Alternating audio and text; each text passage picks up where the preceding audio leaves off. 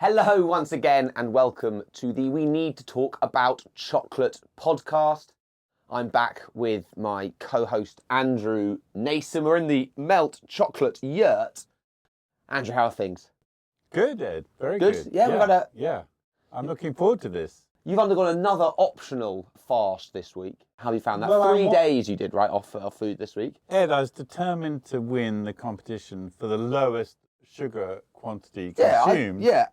And I kind of think I went with basically zero sugar. I don't know if it was a competition. It was more of an experiment. I was sort of having my normal diet, which I think is a pretty standard diet, and going through it. And the idea was we'd see how much sugar we'd eaten today. Today's episode, we are going to be talking more about sweetness, but we're going to look more generally at taste today. So the way that humans taste things, and we're going to focus particularly on a new taste, and that taste is going to be bitterness. But let's start with the experiment of the last week, what we've been eating, how much sugar we've been consuming. Crucially, when we say sugar, we're not just talking added sugar here. So we're not just talking how much kind of sugary sweets do we have, what was adding sugar to my tea. This is sugars more generally. So this is things like carbohydrates, so rice, potatoes, all of these things, as well as my food diary included things like fructose as well, which does break down into the same sort of energy as... Absolutely, Ed. If anybody's been listening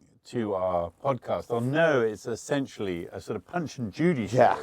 And I've been sort of punching and judying you with grass, because I think you're a grass-eating... For our listeners, Andrew, he's got out what looks like some sort of Christmas decoration made out of grass, and is exactly it's punch what and you've judying. basically been eating, and I'm trying to convince you, as we're on this journey towards sort of chocolate heaven and utopia, to move away from a grass diet, which is what you're not designed to eat. As always, Andrew and I'm more of the opinion that a little bit of added sugar is okay, and more complex sugars like bread and rice are more than fine. But anyway, we have here, I can reveal, we have my food diary. I've very carefully noted it down, and I've also sort of written exactly how much normal sugar and added sugar I had each day. Yeah, grass. Yeah, pretty much grass, or kind of carbohydrates and glucose. Pochia, I think it's called. I can tell you, I averaged I had 250 grams of sugar, more or less. Well, that's going to take me the whole podcast to spoon out. Can you do it by day? Between Sunday and Friday, yeah. So first day, how much I'm sure you're wondering what that looks like. So day number 1, that was only 14 grams on Monday, only 14 grams. Okay, that's probably, let's do... So I had 2 spoons per day. So that was Sunday. I had avocado on toast and a paneer curry, which is very, very nice, and didn't have that much sugar in. Tuesday, we had a bit more on Tuesday. That went up to 72 grams of sugar. And again, this is not just added sugar. 72, that's yes, there was a real... What the hell was there a donut good question. on that? So I had a soup, which was sort of normal in terms of... And I had a bread, and the soup wasn't particularly sugary. I think it was a sort of M&S soup or something, and that would probably, with the toast, around 10 to 12 grams of carbohydrates. But the real killer, on the way to a dinner party, I got a bit hungry and saw that the local supermarket was discounting their Christmas sandwiches, and I'm a real Christmas sandwich aficionado. So I had a brie and cranberry Christmas sandwich, which came in at about 25 grams of sugar. Quite a lot of those added as well. Oh my God. 25 grams. Yeah, Wednesday we had ramen. Look, we're already, we've established that as a monkey, you would have zero sugar. No. So already, yes. Why? Zero sugar, what other about than fruit? A bit of fruit. Lots of fruit. Yeah, but with fibre and fat. And, already we're half a jar of sugar. But that's and we haven't even got to the end of the week yet. But that's okay. I'm not sure it is Wednesday okay. I had ramen, but it was quite a healthy ramen. It was only 6 to 8 grams of okay, of that's sugar. one. And then I had a pizza. Oh my God! But it was a healthy pizza. It was a pizza express, zucca, courgette, and ricotta, classic size. Don't give me this. That healthy. came in at 14 grams. So again, 14 grams. This is a very, very, very normal week here. This is not some sort of like super size me crazy terrible week. Thursday, I had some more Weetabix. I had a salad with chicken, not very sugary. Okay, and then that's I went not too bad. to a press event, and I had lots of canapes, which weren't very sugary. But then I had You had a donut. I had three. I would say 3 bite-sized Ed, I sugary can't chocolate-filled donuts. You had 3 and donuts. Those came to about 35 grams of sugar. Oh my God. Between the 3. But that's fine. I honestly feel like that's so okay. It was, I don't know, it was a Christmas party. I was having a fun time. It was Thursday evening. I had a long week at work. I had 3 donuts. Lovely. And then, Friday morning today I had bolognese for lunch. A little bit leftover bolognese. And that's not very sugary either. That's about 12 grams. Because there's no sugar in the sauce. Okay, so basically you have had a whole jar. Yeah, so that jar's about 250. 250. Yeah. But given that going. I mean, like, we've got to fill it up. I mean, that's a lot of ultra-processed food for a single human being. Move there. Hold on, lots of that is fruit and that is bread. all ultra-processed. Fruit's not ultra-processed. I don't remember a donut tree in a jungle. But the sourdough bread I had in my soup is not ultra-processed. Yes, it is, That's because just the flour is ultra-processed. That's just processed. It's ultra-processed. No, what, a nice sourdough is ultra-processed. Let's just be very clear about what the definition of processed and unprocessed. If Granny made it, it's unprocessed. If Granny didn't make it, it's basically ultra-processed. Granny can make bread. If it came from a factory and it's in a powder form, we've established that. I agree. Anything you can snort I had some Pringles this morning as well, but that is factored in. What I would say... Wait, Pringles? The jar's going to overflow. Pringles are obviously ultra-processed. Sourdough bread and things, potatoes are not ultra-processed, but potatoes would have gone in there. So that is not my intake of ultra-processed foods. That is my intake of carbohydrates and sugars, which I think is totally normal. I can tell you that I had... I think we're trying to establish that normal is not good. It's not designed for your genetics and your evolution. And we don't want to have to go back down to the panda experiment, do we? No, I don't want to revisit panda. Anyway, I think, look, we're going to have to agree to disagree on this debate, I think, because I think I had quite a healthy week. I had a few treats. I played quite a lot of sport this week. I did quite a lot of exercise. And yeah, I feel pretty good. I feel healthy. I don't feel sluggish. I've not drunk too much this week. Not too bad. But let's move away from sweetness. Anyway, your week is going to be, your jar is... Is basically empty because I fasted for 3 days and then I had... I was force-fed a chicken curry. Oh yeah, with some rice. And... I then had a small sushi dish, yeah, which had rice. We had lunch together on Sunday, Andrew and I want to add, and I can reveal that he was not force-fed the very delicious bread that his Eggs Benedict was served on. Yes, and that's sourdough, as you agree. That's not ultra-processed and it's not sugary, even though it is. But in any case, let's move on because we're going to go, we have to go on a journey to establish who is the winner of this competition. And you're going to talk about the bitter process. Well, look, I don't think there is a winner this week. I think I had a sort of pretty average week, and I did a good amount of sport. And I think in the long run, probably that's a healthier life to lead than sort of not eating for 3 days out of 7. But I think both are fine. I think we don't want to have sort of winners and losers with that sort of thing. The fasting week I'll give you, and the ketosis week, probably you're 2-0 up. But this one, I think, is a score draw. I think both of us have had, in our own way, weeks that, if you repeated them, you'd probably be okay.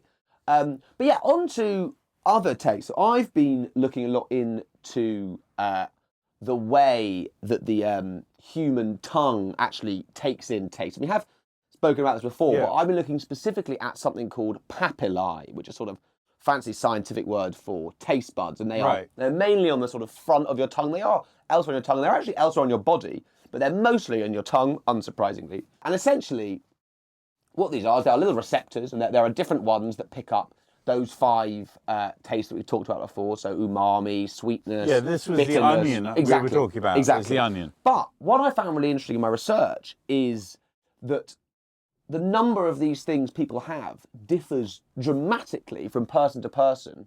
And that can be because of genetics. You're born with a certain number, and also things like you can sort of weaken them and lose them if you sort of have more and more and more spicy foods. Your papillae will become weaker. And so someone with a lot of these papillae is known as a super taster. Right. That means they are able to really, really, really taste the difference between foods at an incredibly small incremental level. And what that might mean, that might sound like it's a very good thing, and it's not necessarily bad, but a super taster, for example, they will not be able to order that really spicy curry, they won't be able to have that really sour sweet, they won't be able to enjoy that really bitter chocolate, because for them it's just too much. They essentially need their foods to be more bland because they're picking up so many notes. On the other flip side, you've got the sub-tasters, which sounds a bit like a sort of rubbish team to be in. But the sub-tasters, while they won't get as much out of a sort of, I don't know, a loaf of bread, and they might not be able to pick up the complex notes between one glass of red wine and the other, those are the people that are able to go, I want the spiciest curry because I really enjoy that. I want the most bitter chocolate. I want that really pungent cheese, those sort of foods. And stay tuned, because I've got a very scientific experiment that not only are you and I going to do, but also I'm hoping our listeners and our viewers are going to be able to do as well, to find out if you are a sub or a super taster, or just sort of in the middle as most of us are. But we're going to hold that off today, and we're probably just going to try and guess until the end of the episode whether or not we are sub or super. Yeah. What do you reckon, Andrew? Are you a sub or a super taster? Well, I think I'm going to be a sub, but I would hope to think that I'm well trained. The purpose of this podcast was to explore the difference between sweet and sugar in the context of chocolate, right? And sweet and bitter, you mean? Sweet and bitter, sorry. Sweet and bitter. And bitter is super important for chocolate, because obviously chocolate is one of the most bitter foods that people consume on a regular basis. But I think for us to understand that journey, we need to take you back and explore, the sweet taste and the bitter taste, and make sure that we fully explore both of the bookends. And the area that I felt you were most in the sort of zone and most comfortable with in our previous podcasts, you've ranged in many ways, but the one that I thought you felt most comfortable with was the amoeba. Yeah, I like being the amoeba. The worm, the cosmic worm. Yeah, I enjoyed. Single-celled, body. I enjoyed that. I quite enjoyed being Jesus Christ. Was I Bacchus? I can't remember. Yeah, you were Jesus Christ. Oh yeah, I enjoyed being Jesus. That was fun. I was the chocolate god. And the relevance of the amoeba was, of course, that they were, they had every sort of element of the digestive system, the sensory system, the reproductive system in one cell. So it wasn't super specialized. And of course, it had to go around and find energy. What we need to do is discover how were they sensing between energy to keep them alive and poison that might knock off the little single cell. And so what was their sense for poison, and what was their sense for energy? Pretty simply, right? It's sweet and bitter. I mean, poison is... Absolutely think about sort of, I don't know, berries that you don't want to sort of have. And yeah, I mean, you can go back to amoeba, but the way I was sort of imagining it was more sort of, I don't know, monkeys in the trees, as we've often spoken about. If you are eating berries and you don't know what they are, it's really, really helpful if the really tasty berries that are going to give you energy are sweet, and those berries that probably don't contain the right things, I don't know, arsenic, for example, tastes very bitter. Yeah. Those are going to make you have that sort of taste. Yes, that's exactly right. But how many flavors of sweetness or tasters of sweetness in your tongue do you have, and how many bitter tasters do you have? It's a really great question. I guess we're going papillae. I mean, how many sweet papillae and how many... I genuinely don't know. I'm going to guess...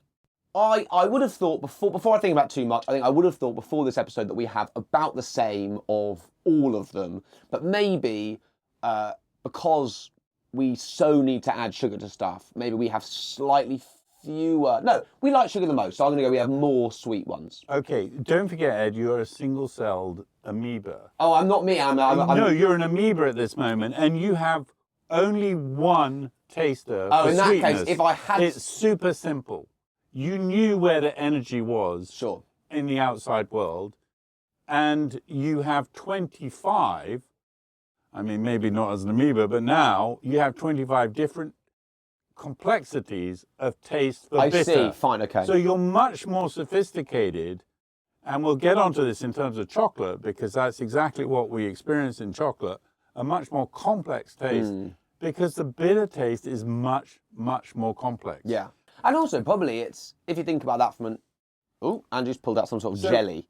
Yeah, so this is not a jelly. This is what that amoeba was searching for.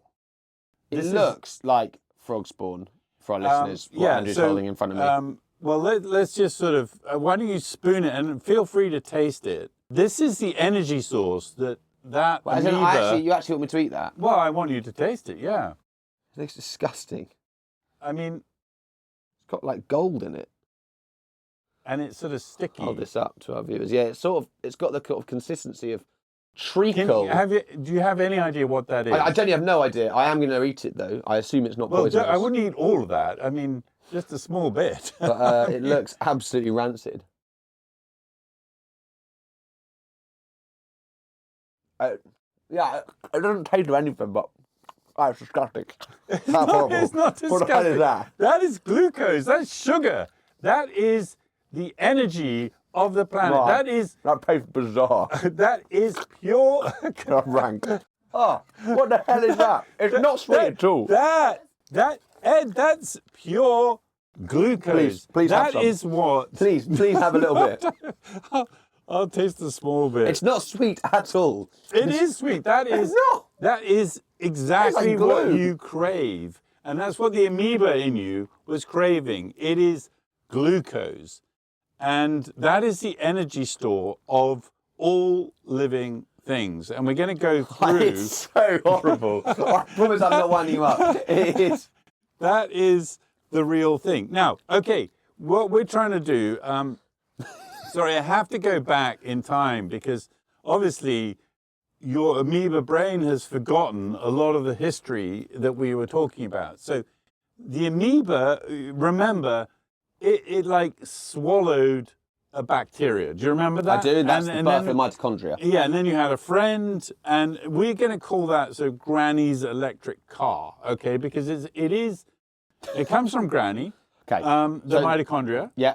And it is an electric engine. It's an electric turbine. It actually, it genuinely spins round with electricity, okay? Okay. And that's the mitochondria. And that's a really important moment in the development of, all living things, plants and animals. But there's another major event that happened to you as an amoeba. And that is when you split off from the plant kingdom. I'm going to call it a eukaryote, or I don't know if it's your karaoke, but it is a single-celled animal that used oxygen. Okay. And then it ate the mitochondria, Granny's electric turbine. Sure. And now we have a massive division in the world between the plants and the animals. And the purpose of this experiment is to show you that both of them store glucose. Sure. Now, would you like to guess how you store glucose and how a plant stores glucose? Oh, gosh, you're really testing my GCSE biology here. But plants get energy. They get glucose from photosynthesis. So they store it in, I don't know if they store it in the kind of chlorophyll, but that's definitely how they make it. They make it through photosynthesis. Take CO2 and make it through photosynthesis using chlorophyll. And they store it in starch. The way that they store it, I think, if you think about it as what did you type in to get that into that? How have we got that? What is it? This is glucose. This is pure sugar. It's not. And sweetness. That's pure sugar. No, that is not. What is that? Because that isn't sweet. That tastes like glue. This is fructose and glucose. This is a combination. This is pure glucose. This is what is in your Pringles. I don't know a lot of stuff. I know what sugar tastes like. It doesn't taste like anything. It just tastes weird. It's like eating glue. All your ultra-processed foods, you've got glucose. Okay? So in any case, let's get back to the story. Horrible. You are, you've got the plant, and this is the energy source of the world, right? Sure. Glucose. And it's stored in a plant in the form of starch, okay? And lipids, but fine. For now, we'll just call it starch.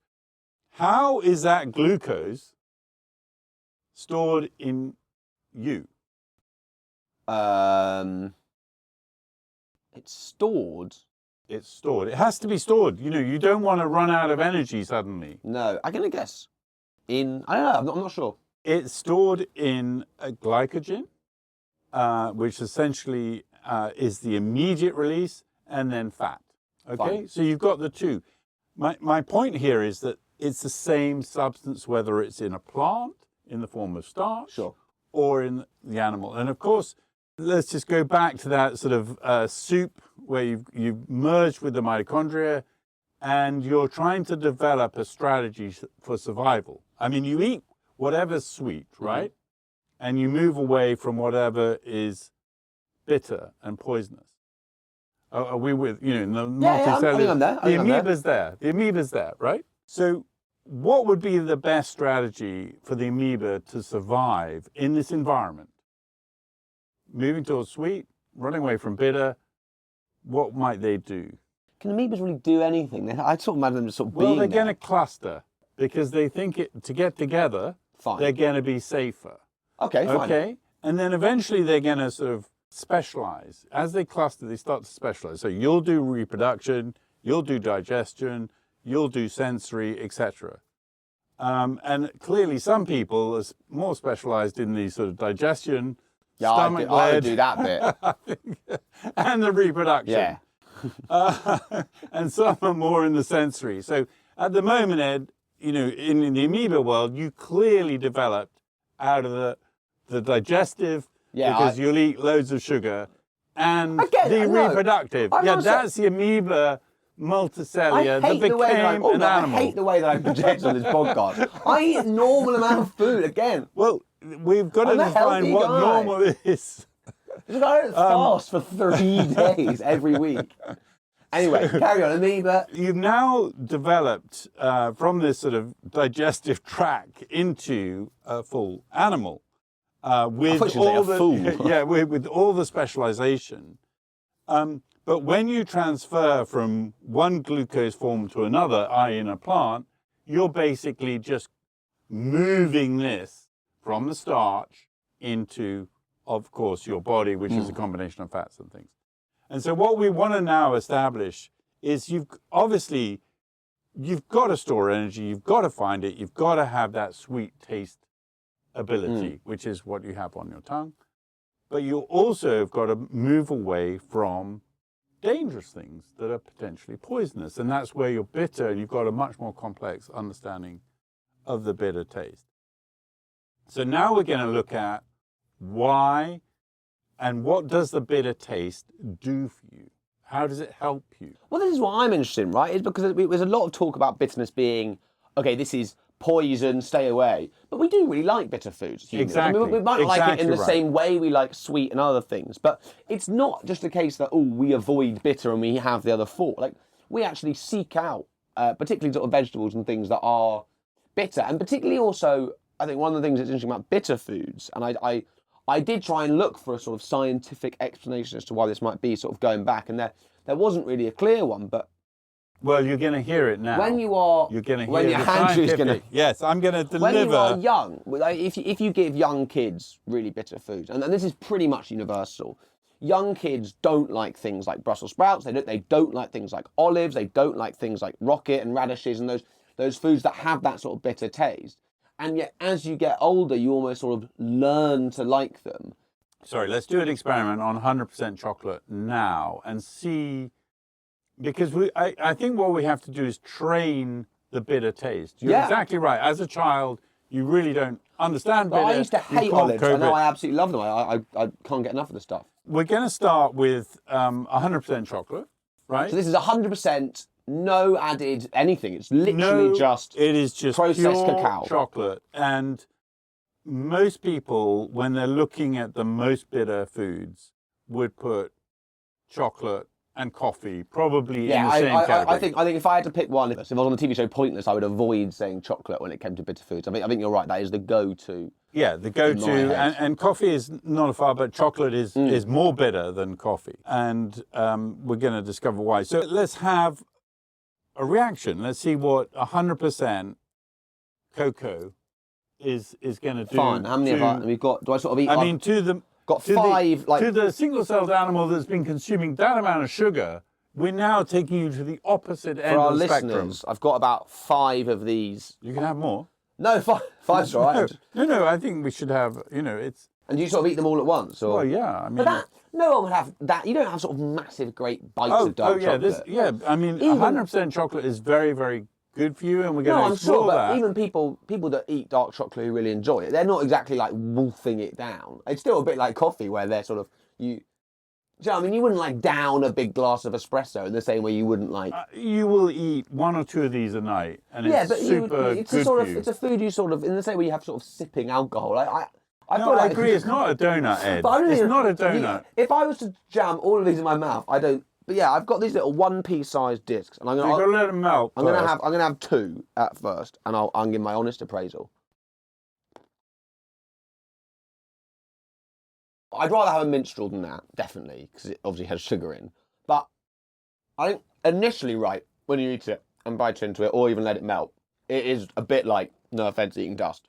But you are right that when you sort of let that flavour develop in your mouth... Absolutely rubbish. It's not dust. It's got a beautiful floral... That does come out. I genuinely agree. There is fruit in there, and it goes on. I genuinely agree. That after that initial sort of like... delicious. You have to melt it. Yeah, I think it's like a door. It's quite difficult to get through the door initially, but then suddenly it opens up, and it's a beautiful floral...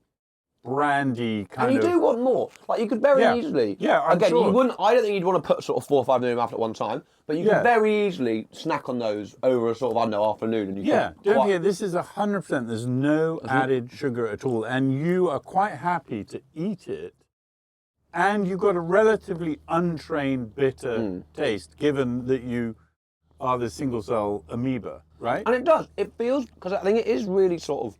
It is... got that slight savouriness, that slight umami as well. It isn't just bitter. You do sort of have that richness. And there is something almost quite Moorish about it. Well, you touched on a really important thing. In nature, you would never get fat and sweet together. You get that in the UPF, ultra-processed food, but fat and sweet, I mean, think about it, when we're the sort of hunter-gatherers, the fat wouldn't have been sweet. It would have been fat. Yeah. And you might have some, nice apple sauce on the side. I don't know what they ate back then. Yeah, unlikely. Go quite well, actually, probably, yeah. So when you get into a Pringle situation where you're getting fat and sweet together, you're already in a very, very unnatural environment from your genetics. But Ed, I think now we need to go down and just discover, A, whether you're a super taster or not, but B, has your palate been educated for bitter? And what is the point of bitter? Why would we seek out bitter? And I want to point to 2 very important aspects of bitter that I think are not well understood or not well researched. One is chimpanzees eat bitter when they're ill. Bitter what? Foods. Sorry. It has been said that you like beer. Me? Yeah, true. Yeah. And I like... And do you know where the bitterness in beer comes from? From the hops. And that's a really important part of it.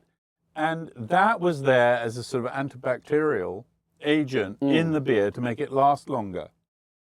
So obviously you have developed a bitter taste. And yeah, what's really interesting, focusing on beer, you mentioned there about me having an untrained palate for bitter.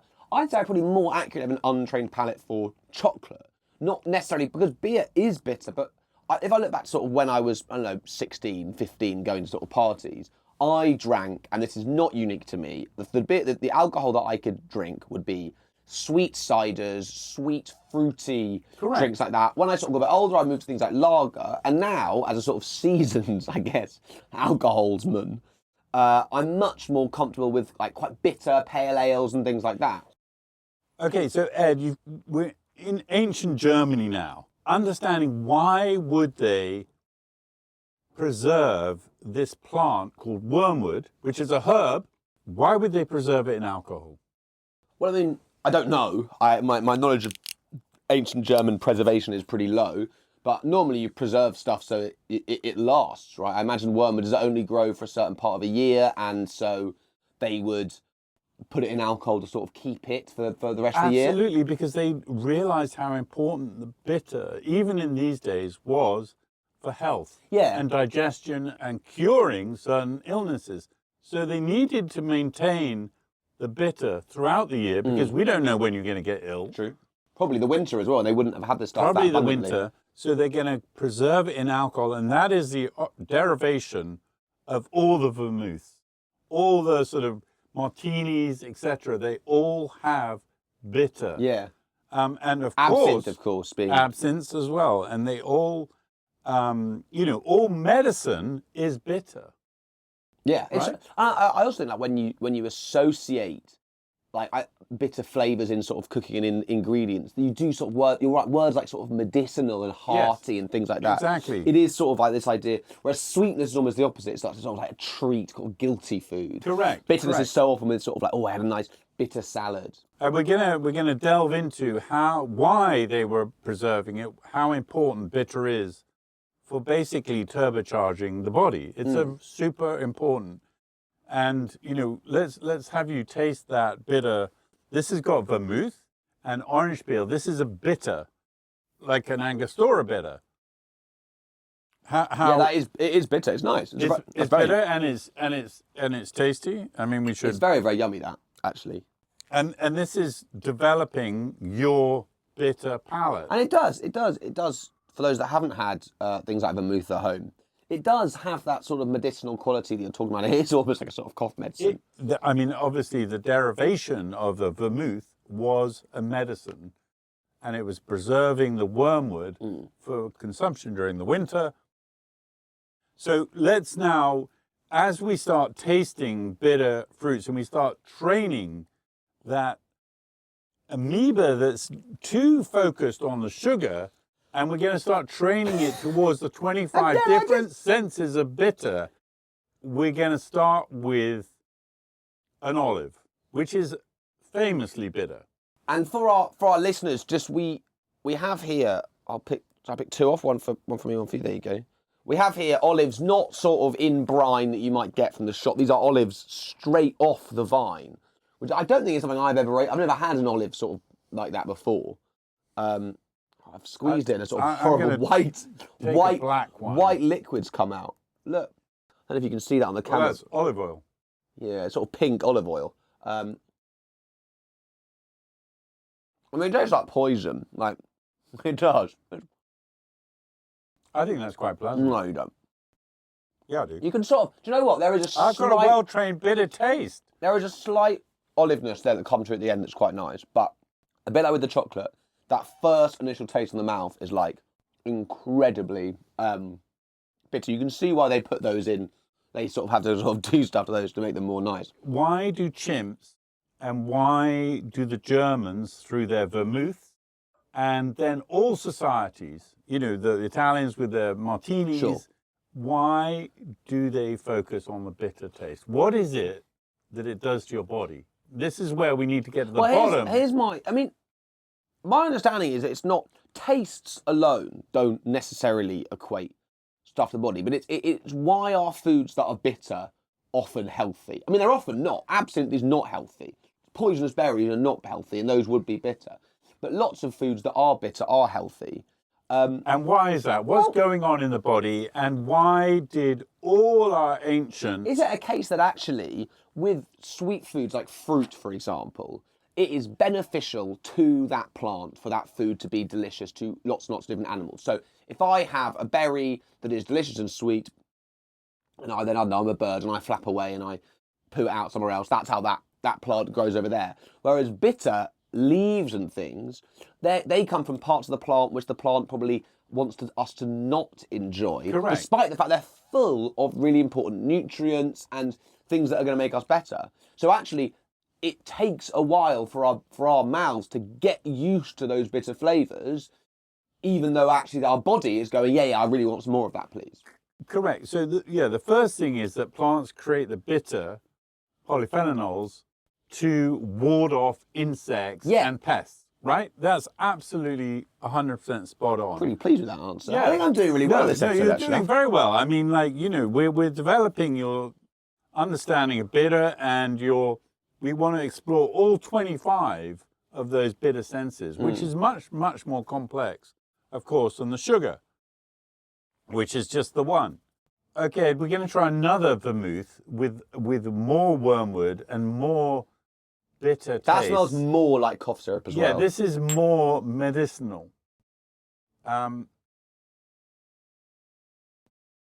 This is what the Italians would have, it tastes kept like their digestion. It tastes like mouthwash. That I mean, it really does. It does, but we're now exploring the bitter sensation, and we're trying to understand what's going on in bitter, and where. I'm going to ask you another question, Ed. Please. Because we did establish that when you developed, you came from a single-celled organism that specialized. Again, you use the word "you" there. It's everyone. It's not just me. From the digestive and reproductive tract. Sure. Okay? So that is where, like most men, you're ruled by your stomach and your exactly. balls. Yeah. Right. Okay, fine. So where would you expect to find your bitter receptors in your body? Well, I think obviously in your mouth, the primary one. Yeah, mouth, but I think tongue. you also do get them in your gut and in your testes as well, I think. You get them in your balls. I mean, you would only know that having researched. Yeah, of course, yeah. Why, Ed, on God's earth, do you have bitter receptors in your balls? According to my research, we don't know. They've just always been there, and that's. But I don't think. No, nature wastes not a single cell. So you have to explain what your bitter taste receptor is doing in your balls. It may be led by your balls. They're doing more stuff than we sort of think they are. But what might they be doing? My theory would be that in some way, bitter receptors have, on maybe even a subconscious level as well as like a conscious way that we experience it, are in some way beneficial for noticing, because things like poisonous foods and dangerous foods do tend to be bitter. Having these also kind of within vital organs is quite a useful way for the body to monitor whether or not harmful substances is getting into I think you're spot on. But okay, so I have researched it, and that is not everyone agrees with that theory. I have researched it as well, and given that I'm now nominating myself as a food scientist. True, yeah, you are. I'm going to explain leading food scientist Andrew what Nason. is going on in your body when you have bitter. Okay. Bitter what? So I want you. Sorry. Bitter means please in German. Okay. So when you went to your club and you ate those donuts, right? Yeah. Was there a security guard in to decide who should come in to the club? There were several. Fine. Okay. And did that security guard look into your bag and tag, like, that bag is okay, it can go into the club, and that bag, no, it wasn't that's dangerous? It wasn't that sort of event, but I have been at events where, you have had bags checked. This is an airport, for example. Yeah, exactly. So this is exactly what bitter does in your body. It stimulates the tagging of pollutants in your body. So this is why chimpanzees, when they're ill, seek bitter. This is why the Germans preserved wormwood in vermouth, because they had some ancient knowledge that bitter is like a tagging system. But I don't understand. It goes around your body, including your balls, Ed, and it tags them and says that shouldn't be there, and then it tells the other cells to go and kill those cells. But I don't understand. Like, bitter receptors do that, but eating bitter foods doesn't give you more bitter receptors, does it? No, it stimulates basically your body to go and kill those pollutants, and it even does that. But why would I want? For example, that bitter olive that I had there, right? My bitter receptors are going bitter, bitter, bitter, right? So surely my body is going to try and destroy that olive, like. No. It's the same with it. If it was a poisonous berry, it would be like, okay, we've got. Ed, look, our bodies have developed a much more sophisticated case, and I'm going to prove that by giving you some arugula. Or rocket, as arugula. I'd call it, but yeah. Well, the Americans call it arugula, and it sounds fancier. We're constantly appealing to Irish. Sorry, British audiences, but we're going full American. So rocket is another, or arugula is another very sort of bitter super bitter, and this is like this is going to go into your body, and like the security system, it's going to start tagging all the pollutants and go, right, destroy that bag. It's dangerous. Okay. So let's see this. We're going to see this in action. Okay. So in it goes, and let's see if we get a tagging system going on. I've got to say, plain rocket is one of the most boring foods, and then quite unboring at the end. Bit of dressing on that, you're laughing. I think that's delicious. That is, see, I've got a well-developed bitter palate, and that is absolutely delicious. Quite spicy, isn't it? Yeah, it's got a little bit of peppery, and it's tagging. It's going to your body now. Great. We can start digestion. Of course, bitter foods have been used. I mean, what were these called, these vermouths? They're aperitifs, right? Digestifs. Are we going French now? Aperitif is hardly German. No, digestif is French, right? Yeah. Yeah, so that's I'm the sure health they're the digestion. German equivalent. So you get the same digestion benefit from this as you do from that. But I think my point is, right, that where my head slightly needs a wobble is, okay, bitter food's good, definitely, undeniably true, good for the body wants them. But why is it good? But also, bitter food's bad, poisonous, like arsenic is bitter, poisonous berries are bitter. So how is the body able to go, okay, bitter is good, and therefore my bitter receptors are happy, versus bitter receptors are warning, saying you've just eaten arsenic, spit it out. Where's the sort of difference there? And that's why you have 25 bitter receptors. Okay. Because some of them will say this is good for the body, and we have all the great civilizations who always had bitter foods. True. And if we're talking about ancient Egyptians, it would have been wormwood, or it would have been myrrh. And myrrh is something that is super bitter, and they I didn't know myrrh was a food even. I know it from its Bible Watch fame. this space. We've added myrrh to our chocolate, and it is absolutely divine. It's like drinking beautiful chocolate I thought it was... and brandy at the same time. It's just an incredible combination. I know it from gold, frankincense, and myrrh, but I did not know you could eat it. And that's a very bitter food as well, is it?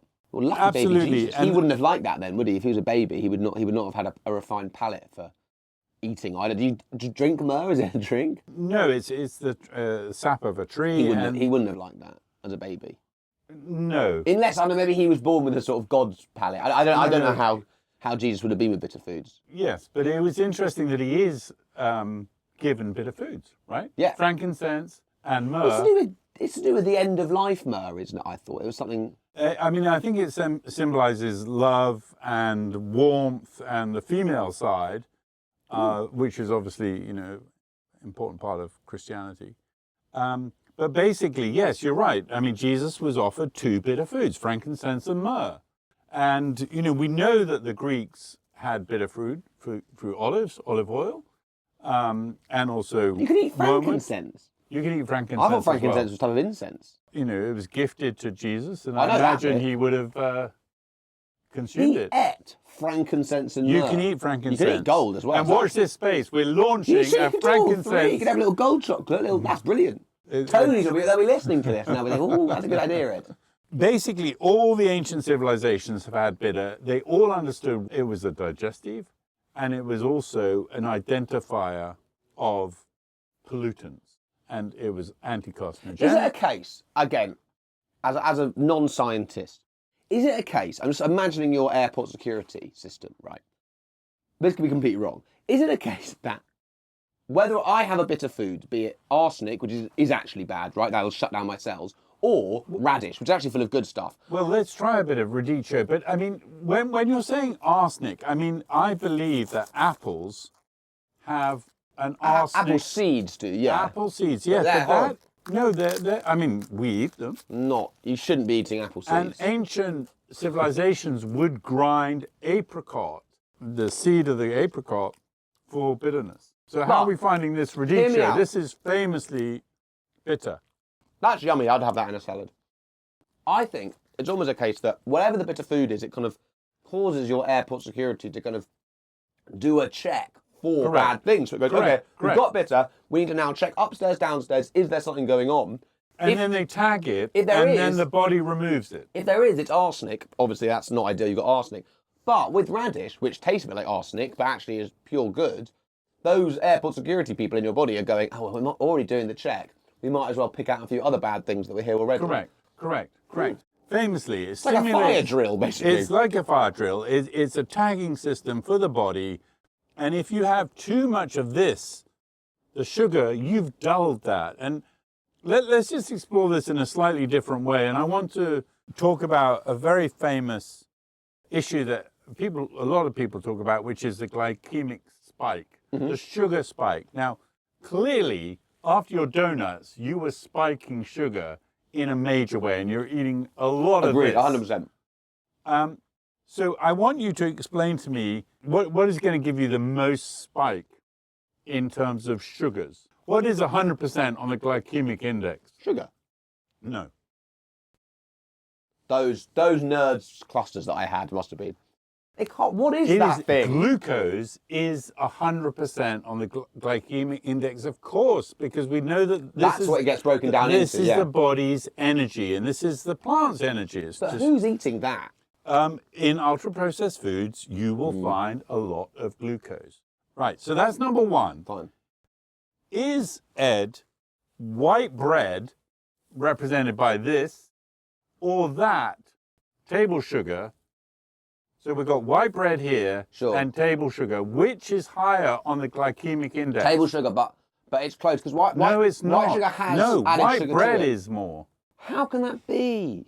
Because I've tried to explain to you that this is both a combination of glucose and fructose. Fructose gets processed in the liver, and therefore it doesn't spike in the same way that white bread is, which is basically 100 grams of that sugar, and it's that versus 100 grams of white bread, I'd have a bigger sugar spike from the white bread. Correct. I just know that not to be true. And I've tried to explain that through this glucose analogy. I have had 100 grams of bread so many times, and I have not had a sugar spike. I had 100 grams of sweets on an episode a few weeks ago, and genuinely was nearly in a coma. There's no way that white bread is, in terms of glycemic index, is high. I mean, we're going to have to discover this, but I would like to now ask you how high an index spike are you going to get from that? Andrew is holding up the dark chocolate for our audio listeners. The 100%, because when we're talking about sugar, we're talking about its effect on granny and the mitochondria, but we're also talking about glycemic index. How much are you stressing your body by having... I hope none, right? It's got no sugar in. Correct. So 0. Yes, it actually lowers your glycemic index. This is, and we've had diabetics on the tasting program, and they will say that they have chocolate, and it decreases their glycemic index. Well, that's very interesting. And the reason is of course, that chocolate is a fruit, and it's combined with fat and fiber, and both fat and fiber reduce the glycemic spike. It's interesting there's no fructose in chocolate. There would be natural sugars, yeah. Oh, there are some. It will be, but of course we know that fructose goes through the liver. Sure. It doesn't go through the blood sugar glycemic spike. So I think it's a really important thing to understand for diabetics that chocolate is actually a reduction of the glycemic spike. But again, we're talking 100% no added sugar chocolate, not correct dairy milk. But even a 70%, would reduce your glycemic index, as opposed to white bread or pasta, and we're right up there, Ed. Look, this is what you're eating when you're eating white bread. White bread's not good for you. Wholemeal pasta is fine. So, Ed, I'm going to test you on one of the most bitter foods, but clearly one of the most bitter foods is chocolate. 100%. And we always talk about the antioxidant and anti-inflammatory properties of chocolate. And what do we mean when we say antioxidant? I genuinely have never really known. I think I might have even said this on a previous podcast. Ox sounds like oxygen, it sounds good. I don't know why you wouldn't want oxidants in your body. They sound pretty fine. So why you want anti ones, I'm not sure. So remember I told you that you'd inherited Granny's electric turbine. This is the mitochondria. It's an electric turbine. And that electric turbine makes basically, let's call it glucose. It's actually ATP, but energy, it's glucose. Right? Yeah. It's energy. But there are two things going on. Mm-hmm. There's Granny's electric turbine, and there's glucose for the wider cell. Fine. Right. When you eat excess sugar, you start sparking Granny's electric engine, and it starts destroying itself and spinning too fast. And we've said already that Granny goes, screw it, I'm out of here. I'll actually stop. And that's happened to me when I had those nerves You had clusters. a sugar crash, and you were destroying Granny's electric engine. Sorry, Granny. And that's called oxidation. And, you know, the scientists talk about it like it's complex. It's actually just burning. And it's burning in the mitochondria, and it's burning in the cell. And we're just burning glucose. You know, think of it as petrol. So when you have an antioxidant, and chocolate is famously one of the strongest antioxidants, you're slowing the electric engine, you're calming it. I see. It's not sparking so much, and therefore it's not causing so much collateral damage. Because, of course, if your turbine's sparking and going out of control, it's basically burning the whole body down. So it's like almost like a lubricant to keep the sort of cogs spinning evenly. Okay. And that's why we go for dark, and that's why you go for bitter. Fine. Because it slows the burning and also the inflammation, which is linked to so many different illnesses. Inflammation is exactly the same. It's actually just a form of burning. You're burning too much. And of course, your body is always trying to control the amount of burn. You want a very controlled, slow burn, and bitter will help you do that. Sure. So let's continue with our bitter. And while we're going to do this, I want you to tell me, what are the most bitter foods? What if you were seeking out now, if you understood how important bitter is for anti-inflammatory? In terms of foods, I'm a big answer it while you're eating a you're Brussels holding sprouts. a raw unwashed Brussels sprout. This is famously bitter. So yeah, so my ones, if I was to try and list things that were very bitter, I would think of vegetables that you sort of need to cook, because like that's the reason why you're getting rid of some of those really bitter flavours by sort of dulling those flavours and getting those natural sugars in the fruit out. So yeah, something exactly like a Brussels sprout or cabbage or things like that. Those would be really bitter. Also like I guess like lemon peel and like orange peel is very bitter. No, we're far off. We're far off. The number one in the world that you're going to eat, let's see what's happening, is a clove. So spices. No one eats cloves, though. Well, I mean, we infuse everything with cloves. Yeah, but you know, well, chocolate is then number 3 on the list in terms of the most bitter foods. And of course, that's why the Aztecs ate cocoa. So and we're seeing a I'm reaction. buying into it's obviously horrible. I don't think it is obviously. That's actually quite tasty. It's not.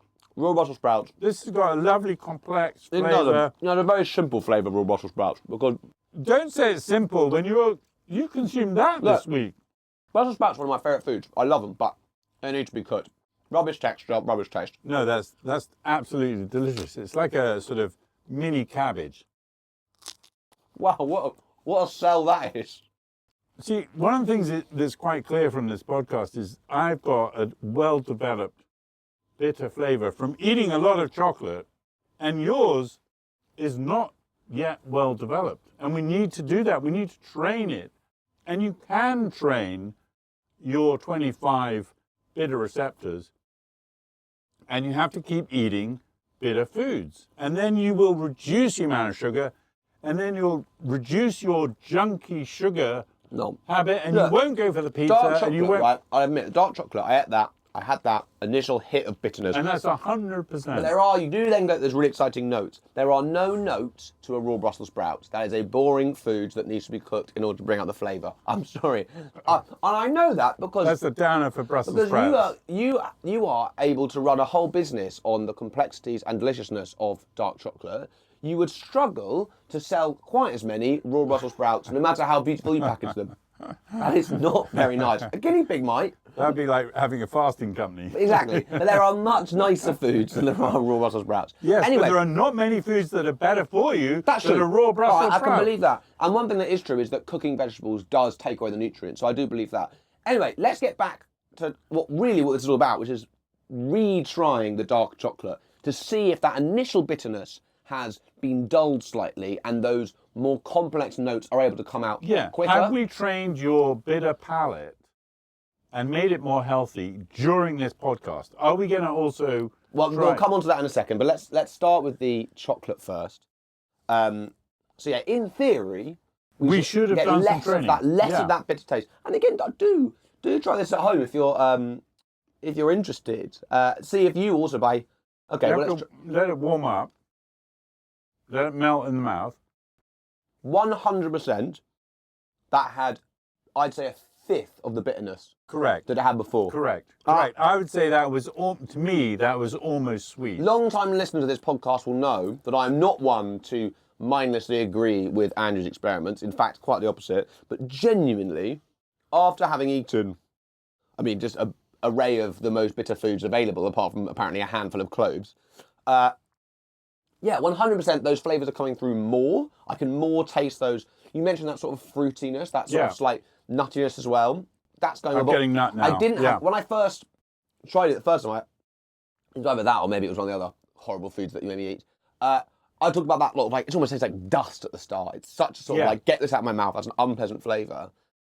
That's so much both shorter in how long that flavour lasts and so much weaker as well. So that gives a lot of hope for our listeners. If during one podcast we can train the body to recorrect itself towards bitter foods and away from sweet, because of course, although that amoeba is going to go towards the sugar, we know as multicelled animals that actually the bitter was really important to our diet as well. And all the ancient civilizations knew that, and we've kind of lost that. It makes sense when you think about when you were a kid and you first had things like olives, or you first had things like beer or coffee, and they taste horrible, but slowly you get used to them.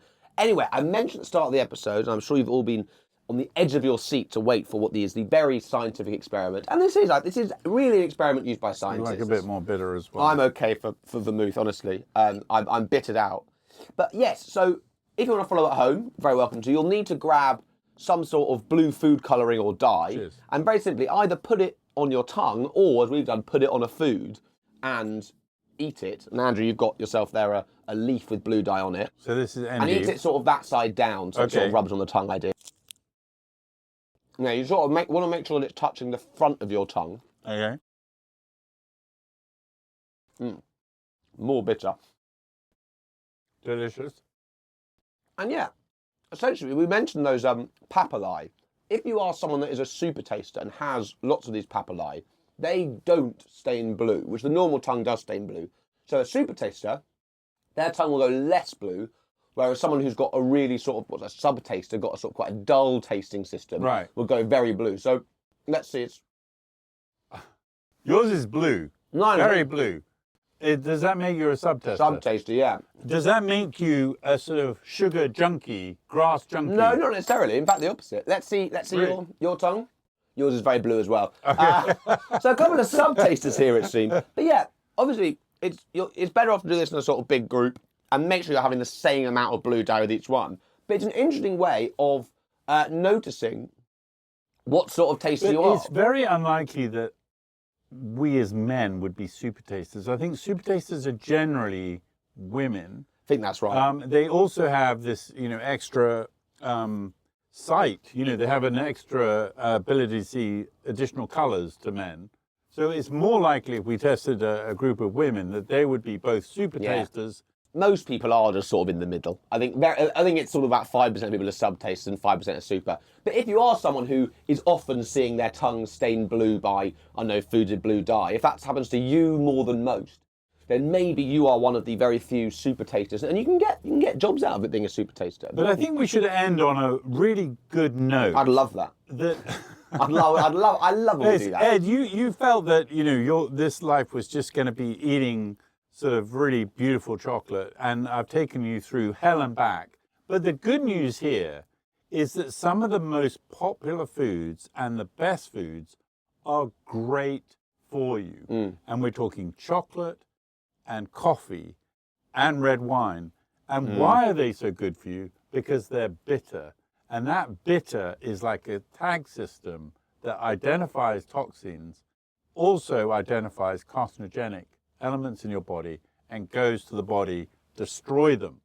And what we want to do is make sure that people increase their chocolate, increase their coffee, and they can identify these carcinogenic elements in their body and help that tagging system. You want to help the security guy. Okay, we don't want any bombs going off. No, that's the last thing. And we don't want Granny getting, her engine getting destroyed, right? And bitter foods can do that. And they have been taken out by the ultra-processed industry. They have taken out, they're driving you towards this. And really, what is at the heart of what they're producing is that's glucose. Pure glucose. Finally, we've moved away from sugar and into the wider world of taste. And hopefully our listeners have learnt a bit about bitter, if you will. Do let us know if you have tried this experiment, or if you've tried the blue tongue experiment, and let us know how that all went. And we'll see you all next week. And I think next week we should discover all about fat. And I'm talking about fat both in chocolate and in your body. And we're going to understand why is chocolate so amazing, because it's combining both sweet and fat, which you wouldn't necessarily find in nature. So I think next week we try and explore that sweet fat combination. It sounds great. Okay, well, thank you all for joining us. Thank you, Andrew. It's been an absolute pleasure. I'm off to go have not more raw Brussels sprouts, because that's terrible. But I think I will be eating some more bitter foods this week. I think you've shown me that actually, they are something that I do quite like, and it's not. And it is interesting that even in a short podcast like this, your palate has changed. It's not felt short. But anyway, thank you very much for joining us. And see you all next week. And bye-bye. Okay, bye.